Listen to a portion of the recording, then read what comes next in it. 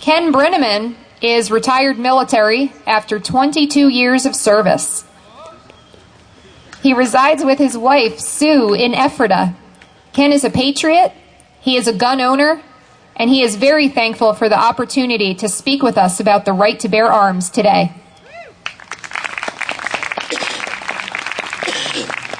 Thank you, Lisa. When in the course of human events it becomes necessary for one people to dissolve the political bands which have connected them with another and to assume among the powers of the earth the separate and equal station to which the laws of nature and of nature's God entitles them, a decent respect to the opinions of mankind requires that they should declare the causes which impel them to separation. We hold these truths to be self-evident, that all men are created equal, that they are endowed by their Creator with certain inalienable rights, and among these rights are life, liberty, and the pursuit of happiness. That to secure these rights, governments are instituted among men, deriving their just powers from the content of the governed. That whenever any form of government becomes destructive to these ends, it is the right of the people to alter or to abolish it, and to institute new government, laying its foundation on such principles and organizing its powers in such form as to them shall seem most likely to affect their safety and happiness. For those that don't recognize that, the first two paragraphs of the Declaration of Independence. Hello, my name is Ken Brenneman. Like I said, I'm retired military, patriot, gun owner, and glad to be here.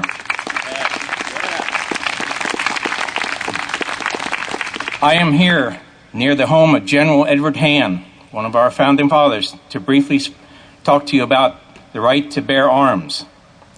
Article 2, Bill of Rights to the U.S. Constitution states, a well-regulated militia being necessary to the security of a free state, the right of the people to keep and bear arms shall not be infringed.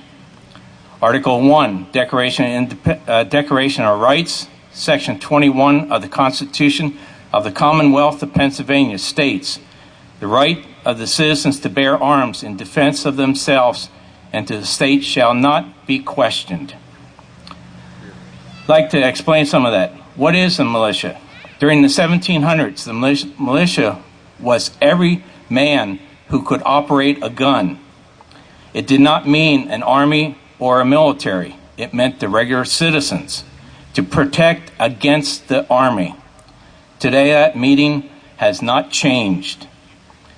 What does well-regulated mean? It means well-trained and well-disciplined.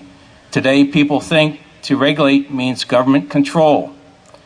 Well-trained citizens are needed to protect against the enemies of peace and freedom, such as bad government, bad armies, criminals, terrorists. What is meant by necessary to the security of a free state? To protect our individual rights and freedoms and our state from enemies both inside and outside. Being retired military, I'm still bound by my oath to the government to protect and defend the Constitution from all enemies, foreign and domestic.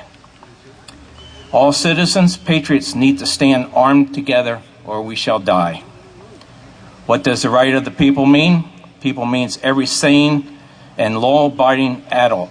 Arms means firearms and other weapons. What is meant by the shall not be infringed? To infringe a right is to violate it or to restrict the right in some way. This right cannot be restricted or taken away by the federal government. The British tried to take our weapons. Numerous countries have since then disarmed their own citizens to control them. When these citizens did not submit to control, they were killed. There's been over 100 million citizens that have been murdered by their own government. in the name of control. The UN, the world, and our own government want us disarmed. Why?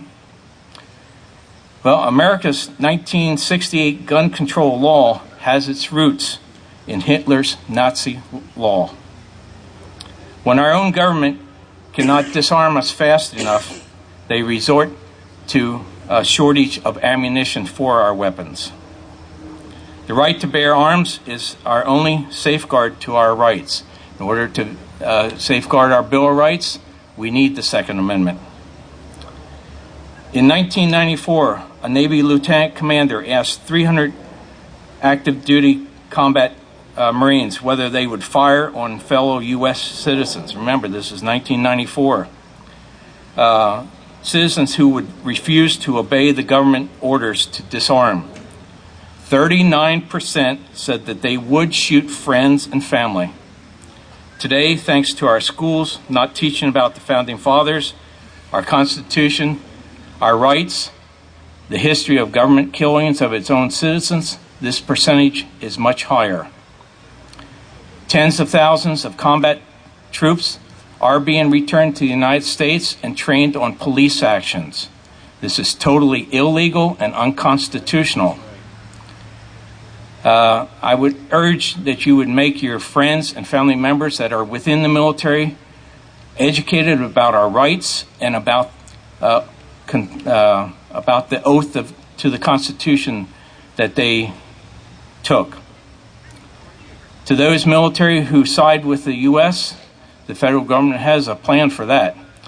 They've already made agreements with Canada and Mexico for the free access of those militaries to cross our borders in case of martial law or civil disobedience. We additionally have large foreign military bases in the United States. I'll quote about one being a German Air Force base down in New Mexico. It is constantly increasing. It's been there for 13 years. It reports not to the governor, not to the president of the United States, but directly to the German government and to the United Nations. We need trained and armed. We need you trained and armed. We need to have a state defense forces, which is the civilian militia, not the National Guard. The National Guard reports to the federal government, and currently there's 23 states that maintain a state defense forces. Pennsylvania is not one of them. The Constitution and the U.S. Code, Title 32, Section 309, authorizes state defense forces which do not report to the federal government. I would urge you to demand that Pennsylvania has a state defense force and then join. I have petitions right up at the white tent. I would urge you to sign those. I will see that our representatives get those. Only individual patriots knowledgeable about their rights, armed, and united in action can prevent a potential federal takeover. In closing, let me ask you, are you freedom-loving patriots?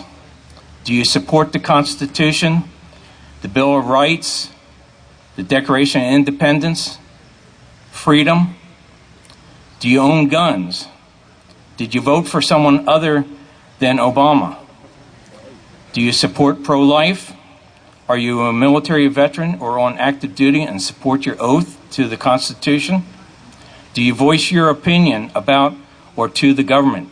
And that includes being right here listening to this. Do you believe that something is wrong and want to find the truth? Guess what?